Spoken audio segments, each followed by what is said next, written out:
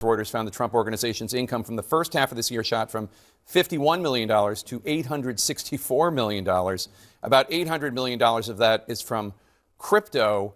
And the story details how most of the buyers are foreign investors. Is this something that you're going to look into at all? The difference between the way the Trump family's operating and the Biden family is they're admitting they're doing this. The president campaigned as a business guy. Yeah, I genuinely don't know what's more embarrassing anymore. Being a masochistic bootlicking Trump supporter that would probably pay to take a spiked dildo up the ass if it had Trump's name on it, or a mainstream bootlicking mouthpiece like Jake Tapper, who will in the same segment let a Republican say with no pushback that Donald Trump committing crime is completely acceptable because at least he's doing it in public, and then in practically the same breath argue with a Democrat about why it's somehow the Democrats' fault that Republicans are using starving children as a political bargaining chip. Should the Democratic senator vote to open the government so that these SNAP funds are not at risk? The administration is choosing to starve American children with money that they already have appropriated. I'm not applauding their tactics. Now, thankfully, the Democrat in question, Representative Melanie Stansbury, quickly and combatively put Jake Tapper's corporate interest-serving ass in its place and brutally roasted him on his own show. And yes, well, as we'll see, that is great, but it is also the exact type of both sides bullshit that Tapper and most of the mainstream media has been on for a while now, which is a huge reason why we started Really American in the first place, so we could talk about the news honestly without pandering to politicians or pushing corporate interest-serving crap narratives. And I'm sorry, I know I'm already angry here, but you probably will be too after you see how Tapper in this next clip lets Republican House Oversight Committee Chairman James Comer talk about Trump's blatant corruption and justify the whole thing with no pushback at all. But I want to ask you one more thing before you go, as long as I have you, because you're chairman of the Oversight Committee.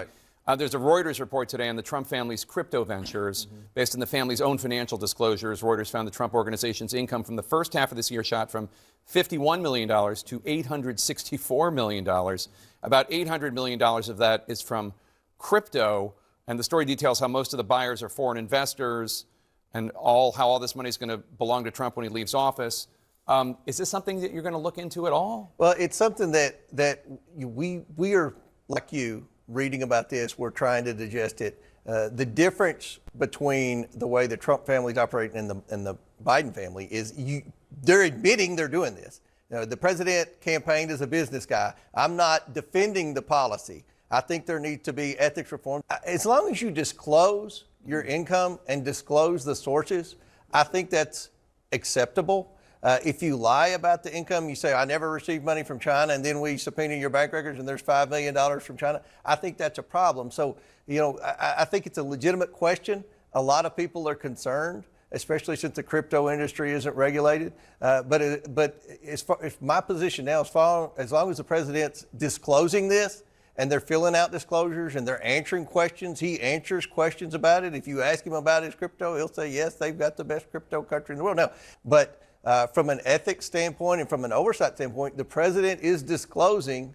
this income, and that, I think, is the most important part, the transparency. All right, we're out of time. Holy shit, there's a lot to unpack in that alone, aside from Tapper letting him spew all that fucking nonsense. Let's get this straight. According to Comer, Trump rakes in nearly $1 billion in 6 months, mostly from foreign crypto investors. And we're just supposed to shrug it off because at least they disclosed it? So if I robbed a bank, but at least I filled out the withdrawal form first, would that be fine then? And that, I think, is the most important part, the transparency. Transparency doesn't make corruption okay, you dipshit. And here's another thing. Trump would not have made that much money if he wasn't the president. He's using the office of the presidency as his own personal crypto piggy bank, a speculative asset that, as you said, is not well regulated, and he's getting money mostly from foreign donors, which is a fucking national security risk, let alone not putting America first. How fucking thick are your skulls? And then I don't even have time to get into how everything you said about the Biden crime family was a complete fucking lie. Meanwhile, Trump's family is over here enriching the hell out of themselves And we're just supposed to believe that Trump isn't going to see any of that personal benefit to his net worth? Meanwhile, millions of Americans aren't going to be able to fucking eat next week. Trump's building his Epstein ballroom. And thankfully, House Democrat Melanie Stansbury was there to put things in perspective, but guess what? She got some pushback from Jake fucking Crapper, who had nothing to say to James Comer, but suddenly started running his fucking mouth when it came to talking about people's SNAP benefits. And thankfully,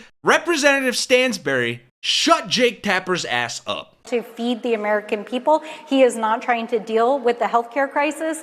And he literally was being led around a ballroom by the Japanese Prime Minister last night in the apparent confusion that he himself is unable to perform the duties as the duly elected president. So I have to say, I'm disturbed to hear that this is even a story, as most of our country is literally in crisis right now. So I actually do have questions for you about the cuts to the SNAP program and the fact that 42 million Americans will not have food stamp coverage as of Saturday. And we covered it yesterday, and I covered it earlier today, and I'm going to cover it tomorrow as well. But this is a report from the House Oversight Committee, the majority, and I talked to the chairman of the committee, who suggested that more legislation would be needed to outline exactly who a president should be able to grant a pardon to. Is that something that you think both parties could agree upon?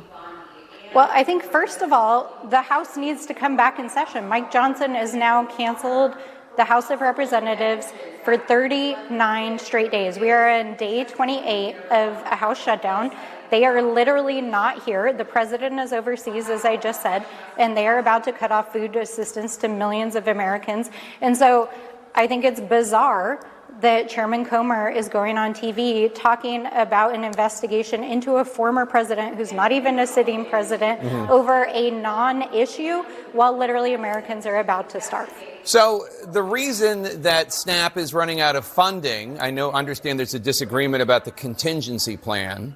And whether it's not a disagreement. Literally, Congress approved money for this scenario.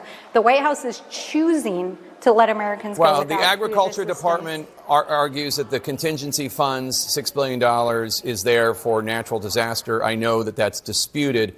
But if you are so concerned about SNAP funds running out, why not ask Democrats in the Senate to vote to open up the government? And then the SNAP funding would go. I mean, I understand the dispute about the contingency fund, and that's a real dispute. And that's $6 billion that could fund the SNAP program for 2 to 3 more weeks. But if we're actually talking about long term, why not have Senate Democrats vote to open up the government?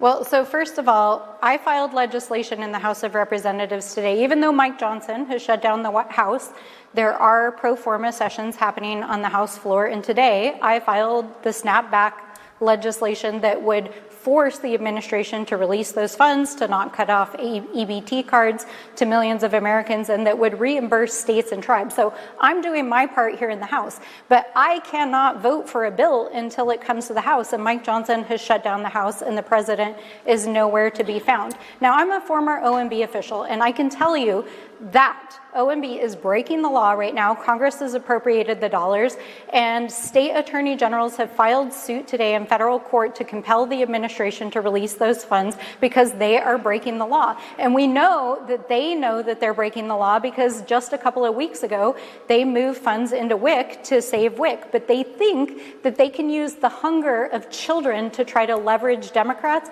rather than feeding 42 million Americans. And we're not going to stand for it. We're going to sue them. We're going to use the courts. We're going to use Congress.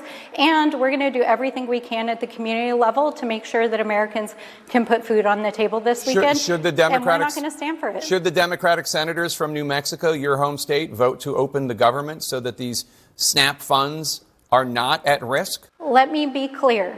The administration is choosing to starve American children with money that they already have appropriated. I'm not applauding this their. is I'm a not applauding choice their by tactics. the White House. Well, this is a choice by the White House. This they is are also, choosing Congresswoman, to cut this is off also a food choice assistance. by Senate Democrats No, to not it is vote to not. open the government. Yes, it is. I understand why they're doing it. They're doing it because they want Medicaid funds restored. They're doing it because they want Obamacare premiums to be extended past the end of the year. I understand the reasoning. Sir, let me just be clear. The money for contingency plans is sitting there. That is why the states are suing. The White House is withholding funds from 2 to 3 weeks worth to of SNAP funds. Food.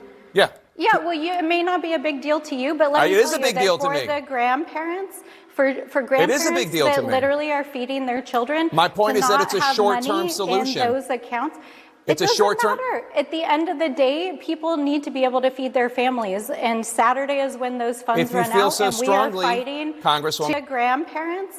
For grandparents big deal that to me. literally are feeding their children. Look, I know I got ranty with this one and probably was a bit all over the place, but I think for good reason, because this is fucking sickening. I addressed the Snap stuff in the recent video I made about the Epstein ballroom. It's within the first 3 minutes, so you can check it out. But it was everything that Melanie is talking about here. The contingency plan, the way that the Trump administration and MAGA Republicans are refusing to give people their bare basic fucking needs so that they can keep the government shut down, to not release the Epstein files, to not give an inch on healthcare, because they don't believe healthcare is a human right. And apparently, neither do a bunch of fucking MAGA losers who will sit here and buy Trump's crypto while he rug pulls it and makes almost $1 billion in 6 months alone. And somehow they'll still be able to say with a straight face that they voted for him for the economy and, oh, he's making the economy better. What fucking world do you live in? The MAGA people absolutely reek of leather boot and Trump's cock.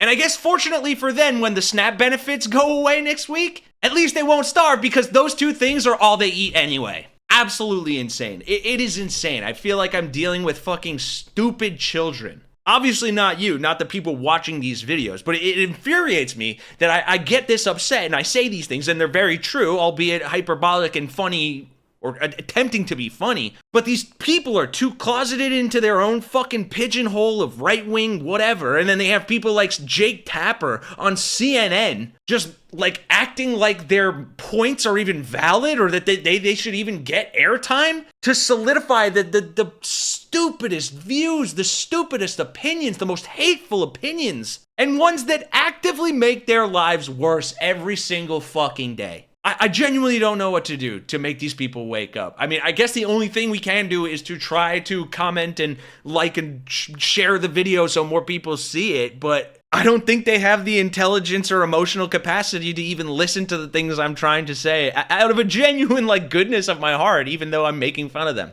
Oh, anyway, I gotta go for a walk, okay? I appreciate all of you for watching. For Really American, I'm Kenny Hesse. I'll see you guys in the next one.